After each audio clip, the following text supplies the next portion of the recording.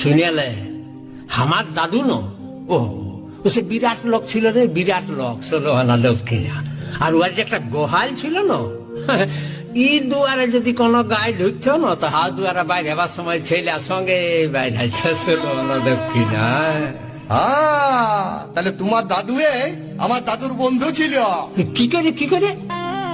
আমার দাদু না বিরাট বড় চাষা ছিল, এটা বিরাট বড় বাঁশ ছিল।